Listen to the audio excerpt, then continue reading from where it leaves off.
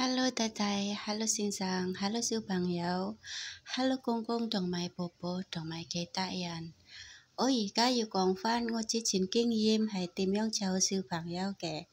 我之前有湊過小朋友係啱啱出世同埋5歲以上都有啊。咁而家我要講返我之前湊嗰啲 BB 啱啱出世咧，最緊要咧係睇下佢點樣嘅情況。BB 啱啱出世咧，係我哋幫佢沖涼，幫 BB 餵奶，幫 BB 打傷風，檢查佢有冇唔舒服。如果唔舒服咧，話俾弟弟 BB 係唔舒服，或者有發燒，或者打乞嗤，或者乜嘢咧可以講返俾弟弟。咁 BB 都係需要陪佢夜晚起身多幾次咁樣。BB 夜晚起身啱啱出世嗰個咧，要餵佢飲奶嘅，起碼咧起身1至2次俾佢飲奶嘅。咁 BB 6個月之後咧，係要幫佢學下食粥嘅。咁我哋做工人咧要教佢點樣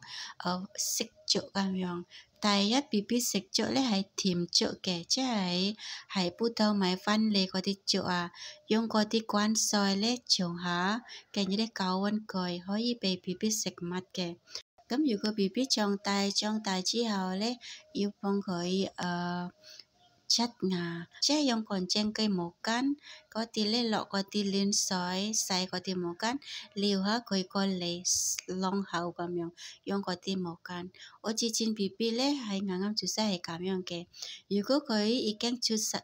牙噶啦，用嗰啲牙刷捽下佢，用乾淨水啊。如果 BB 有牙膏咧，1年以上咧可以用嗰啲小牙膏幫佢刷牙。BB 細個嗰陣時要教佢點樣刷牙，如果唔係咧，如果大個之後咧，佢好難刷牙。同埋咧，嗰啲 BB 要俾佢學下係點樣衛生乾淨咁樣。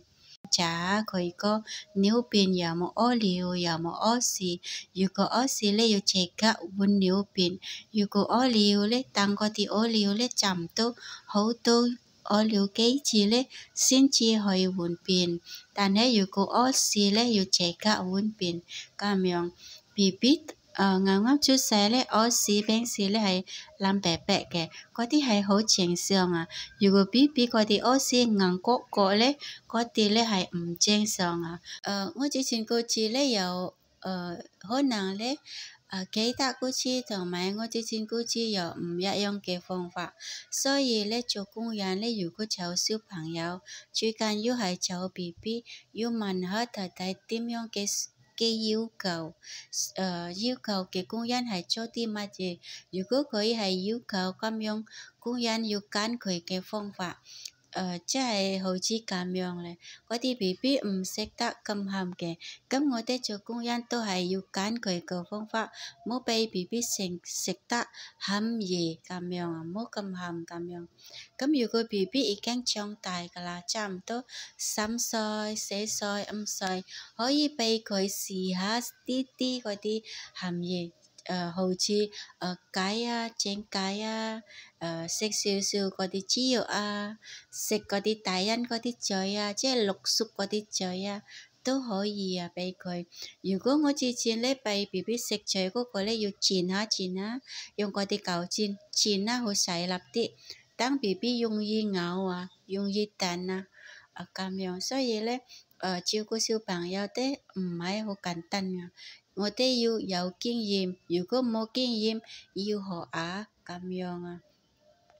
咁如果 BB 大個之後咧，我之前弟弟咧都係俾佢試下咩餸咧，可以俾 BB 試下食少啲，食幾啖，食幾粒咁樣。如果嗰啲肉咧鹹咧，BB 咧有時咧，我弟弟咧係用嗰啲滾水燶下佢，即係燶下嗰啲肉啊。等嗰啲鹹啲嗰個咧走晒，剩翻啖肉咁樣，即係啖啲咁樣，先至餵俾 BB。因為每個小朋友係咩都可以見到咧，想試下㗎。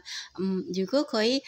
想試下，但係大人唔俾佢試下咧，個小朋友又唔開心啊，所以咧，我哋做大人咧，我之前嗰次咧有一個方法，如果佢想食藥咧，嗰啲藥咧含即係啱大人食，但係唔啱小朋友食，跟住咧，我弟弟咧叫我攞一個碗，將啲嗰啲灌水，跟住咧嗰啲藥咧晾下喺水嗰度先至俾 BB 食嘅。即係3歲4歲嗰個小朋友食嘅。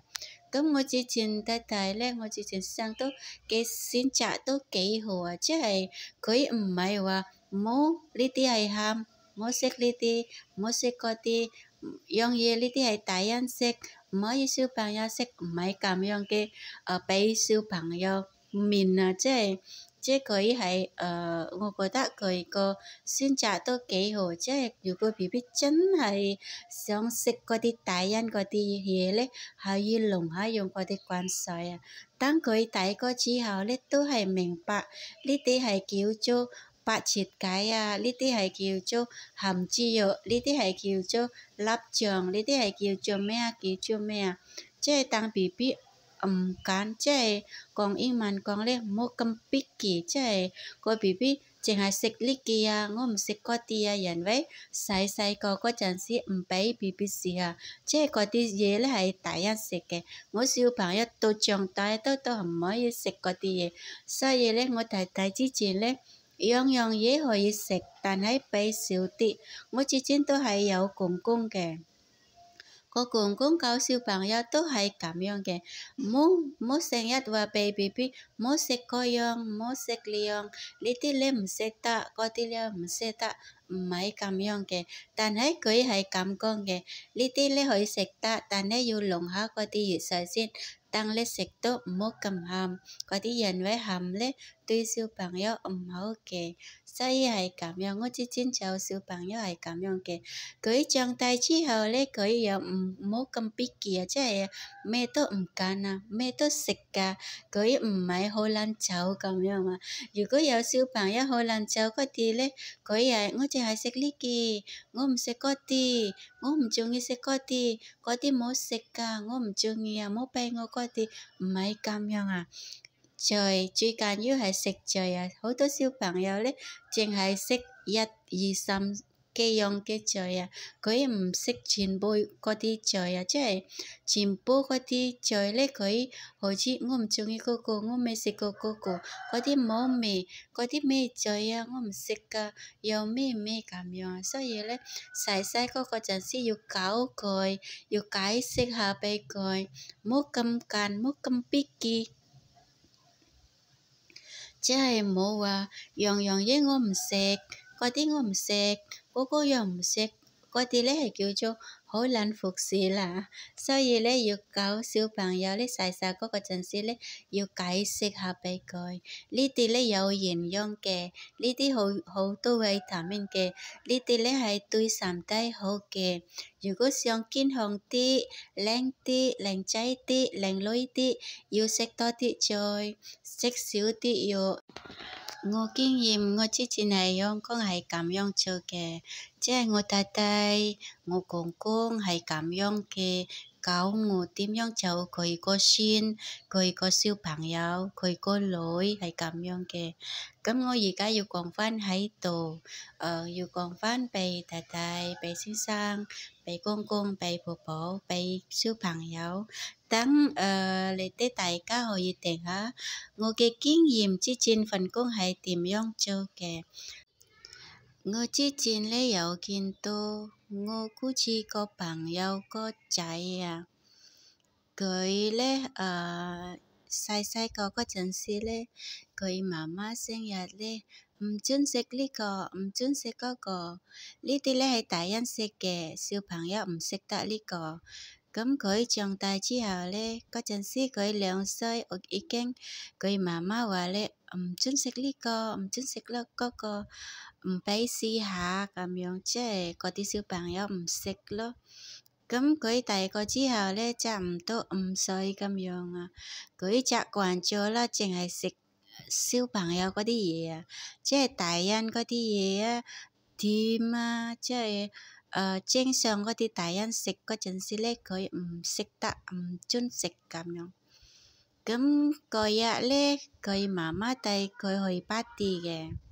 咁去party之後咧，個小朋友咧有2個有5歲同埋7歲。咁小朋友嗰個咧去party啦，佢媽媽去party 咧好多餐即係食buffet咁樣食自助餐即係自己你落去食嘢，落去攞自己，落去攞跟住咧自己食咁樣咁嗰個小朋友咧，真見到好多食物咧，好似好為食咁樣咩都佢想食㗎，係咁食，又食好多咁樣。咁又飲嘢，嗰啲飲嘢又好似未食過飲咁樣佢一試下好味，跟住咧飲得好鬼多食嘢都係咁樣。咁後尾咧，佢媽媽咧係咁講哎呀，點解我小朋友係咁為食㗎？你係咪冇食過嘢人哋又話係咁講即係佢媽媽係有奇怪，咁人哋都係咁樣。你係咪冇食過呢個嘢點解咁為食食得咁多嘅？你係咪肚餓得滯咁樣。咁嗰個小朋友係咁老實講我冇試過呢個嘢呢個嘢原來好味好食㗎，我要食多啲我好少食呢個嘢咁樣所以咧教小朋友咧日世咁樣咧，其實咧可以試下，唔好俾佢咁多，等佢唔使即係等佢認識咗咁樣即係等佢 knows understand 明白呢個嘢咧係咁樣味道，咁佢有食過嘛？食過之後乜嗰啲人咧唔使咁奇怪，呢啲係咩嚟㗎？嗰啲係咩嚟㗎？咁樣咁教小朋友呢樣嘢咧都好緊要我覺得，即係俾小朋友明白。如果佢想食大人嘅話，嗰啲咧可以俾佢，但係食少啲，俾佢試下。如果喊得滯咧，可以過冷河用嗰啲，即係弄下用嗰啲熱水係碗嗰度即係乾淨碗落啲熱水，過冷河佢先至俾佢食俾佢試下味道。等佢唔使問得咁緊要嗰啲係咩嚟㗎？好似咁好味咁樣所以咧，佢去party嗰陣時，佢食得好多。咁呢樣嘢咧，小朋友細個嗰陣時，我覺得咧，開始要解釋下俾佢點解嗰啲食物仲未食得？點解嗰啲食嘢咧，俾佢食少啲，等佢大少少先至食多啲咁樣咁好啦，下次再見啦，唔該晒太太，唔該晒先生，唔該晒小朋友，唔該晒婆婆公公，下次再見。